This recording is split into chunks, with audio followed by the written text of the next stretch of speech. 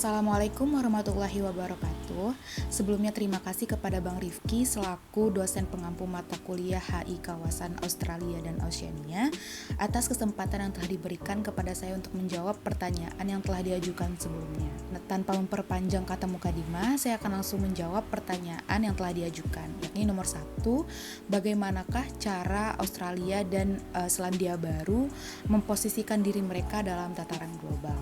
Baik, untuk Australia sendiri, semuanya berawal pasca Perang Dingin, yaitu pada tahun 1990-an, di mana pada saat itu Menteri Luar Negeri Australia Gareth Evans mulai memposisikan Australia sebagai middle power di kancah internasional dengan serangkaian inisiatif kebijakan luar negeri yang lebih high profile, mulai dari kebijakan untuk perlindungan lingkungan Antartika, pembangunan perdamaian di Kamboja, dan deklarasi middle power yang diproklamirkan oleh Australia memperoleh pengakuan dan dukungan internasional yang luas. Selain itu, penerapan pendekatan middle power yang dikemukakan oleh Evans biasanya dalam bentuk pembangunan koalisi dengan negara-negara like-minded yang berpikiran sama dengan Australia sendiri. Hal tersebut juga menjadi fitur kunci yang membedakan diplomasi Australia dari beberapa secondary power yang tumbuh di dunia pasca Perang Dingin. Dengan demikian, identifikasi diri Australia sebagai middle power telah banyak berpengaruh dalam pelaksanaan diplomatik Australia itu sendiri. Atas hal ini, Australia mulai mengarahkan perhatian mereka ke arah penerapan diplomasi middle power di bidang kepentingan geopolitik mereka sendiri. Australia mempursu model kepemimpinan middle power-nya melalui pembentukan lembaga-lembaga regional seperti South Pacific Commission atau Komisi Pasifik Selatan pada tahun 1947.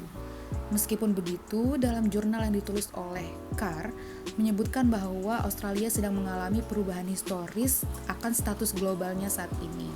Memasuki abad ke-20 dan ke-21, Australia mulai membenahi pendekatannya terhadap dunia sekaligus menyelaraskan kemampuan militer dan prioritas strategisnya pada skala yang berbeda.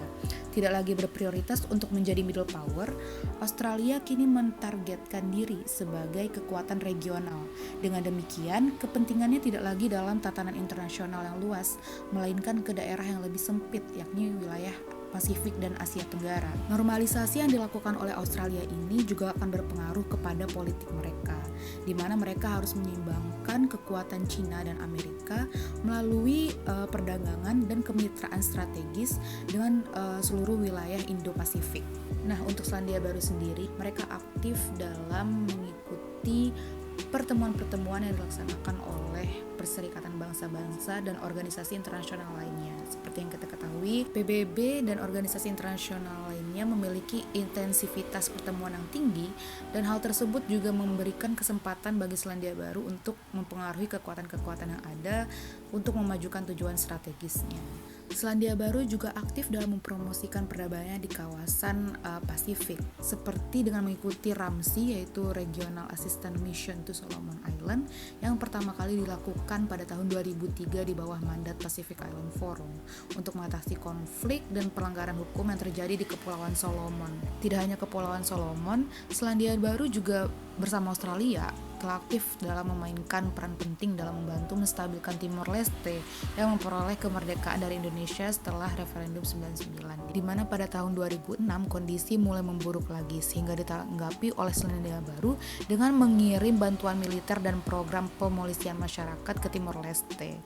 Selain itu juga, Selandia Baru juga memiliki hubungan yang kuat dengan Tuvalu, karena Selandia Baru sendiri merupakan salah satu dari 3 negara donor pendiri ke Tuvalu Trust Fund bersama dengan Inggris. Beberapa tahun terakhir juga Selandia Baru telah berupaya memperluas hubungan dekatnya yang tradisional dengan menjangkau untuk mengembangkan hubungan yang lebih dekat dengan negara-negara lain, khususnya melalui perdagangan yang diperluas dengan Cina dan negara-negara Asia lainnya. Nah, untuk pertanyaan selanjutnya, apa saja tantangan yang dihadapi oleh Australia dan Selandia Baru di kawasan Pasifik?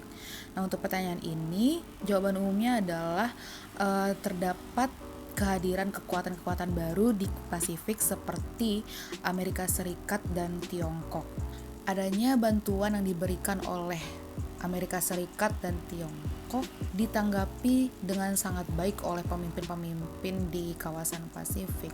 Walaupun pengaruh ekonomi dan diplomatik Australia belum dikecualikan, pengaruh Australia mungkin telah terkikis oleh bantuan untuk tujuan diplomatik oleh negara-negara lain.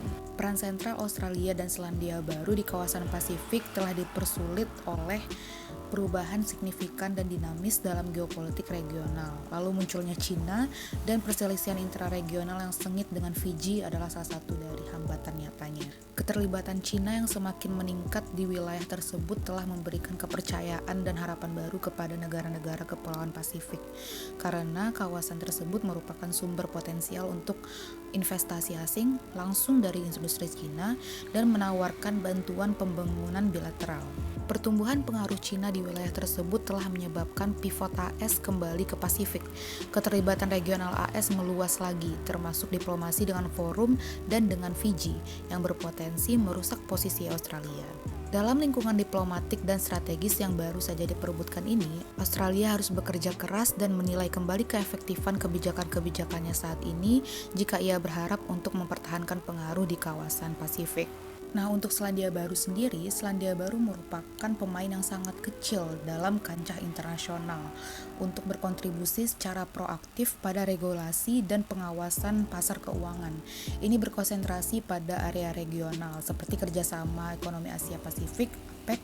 Bahkan di sini negara ini hanya memiliki kemampuan terbatas untuk membentuk proses pengaturan dalam lembaga multilateral. Jadi secara umum hambatan yang diperoleh Australia sendiri adalah kehadiran kekuatan-kekuatan baru seperti AS dan Tiongkok di kawasan Pasifik. Sementara untuk Selandia Baru, karena kawasan tersebut terlalu kecil, maka suara yang diberikan oleh negara ini jarang didengar dalam pertemuan internasional. Nah, mungkin sekian pemaparan jawaban dari saya, kurang lebihnya mohon maaf.